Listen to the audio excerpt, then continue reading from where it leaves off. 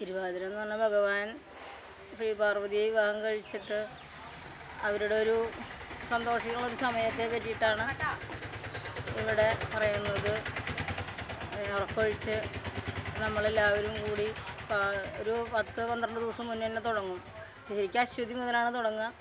രാവിലെ അശ്വതി നാളിൽ അച്ഛൻ ഉഴുമ്പ്, ഭരണിക്ക് ഭർത്താവ് ഉണരും മുമ്പ്, കാർത്തികയ്ക്ക് കാക്ക കരയുന്നതിന് മുമ്പ്, രോഹിണിക്ക് നമ്മുടെ ശരീരത്തിൽ രോമം കാണുന്നതിന് മുമ്പ്, മകേരത്തിന് മക്കൾ ഉണരും മുമ്പ്, തിരുവാതിരയ്ക്ക് മനസ്സുണരും മുമ്പ്, അല്ലെങ്കിൽ അങ്ങനെ ഒരു ചടങ്ങുകളൊക്കെയാണ് പറയുക. അപ്പോൾ അത്രയും ദിവസം മുന്നേ 7 ദിവസം മുമ്പെങ്കിലും തുടിച്ചുകുളി തുടങ്ങും. അങ്ങനെയൊക്കെ ഞങ്ങൾ കുളിക്കാൻ പോകാറുണ്ട്. എല്ലാവരും അടുത്തുള്ളവരെല്ലാവരും കൂടി പാട്ടുപാടി പോയി കുളിച്ച് ഡ്രസ്സൊക്കെ കൊണ്ടുപോകും, അലക്കിയതൊക്കെ കൊണ്ടുപോകും, കണ്ണെഴുതി പൊട്ടും എല്ലാം അവിടെ നിന്ന് തന്നെ ചെയ്യും. എന്നിട്ട് മഹാദേവനെ തൊഴുത് വീട്ടിലേക്ക് പോകും. അത് കഴിഞ്ഞാൽ പിന്നെ തിരുവാതിരയ്ക്ക് മകേരം തൊട്ട് നോൽക്കാൻ തുടങ്ങും. എല്ലാ വിധത്തിലുള്ള ഇതും കൂടിയിട്ടാണ് എടുക്കുക. അമ്പലത്തിൽ പോകലാണ് പ്രധാനം. ഞങ്ങൾ മഹാദേവൻ്റെ അമ്പലത്തിലാണ് കൂടുതലായിട്ടും എല്ലാ പരിപാടികളും നടത്തൽ പതിവ്.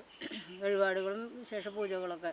പിന്നെ ഓരോ ദിവസവും കല്യാണം കഴിഞ്ഞ് പുത്തൻ തിരുവാതിരയായിട്ട് ആഘോഷിക്കും. അത് ഓരോ വീടുകളിൽ ഇക്കൊല്ലം 2-3 ഉണ്ടെങ്കിൽ എല്ലാവരും കൂടി ഒരുമിച്ചിരുന്ന് പൂജ കൂടും. പാട്ടുപാടലും കളിയും 12 മണി വരെ പാട്ടുപാടി കളിച്ച് 12 മണി കഴിഞ്ഞാൽ ഒരു അമ്പലത്തിൻ്റെ നടക്കിൽ പൂ കൊണ്ടുപോയി പാതിരാപ്പൂ പറയും, ദശപുഷ്പം.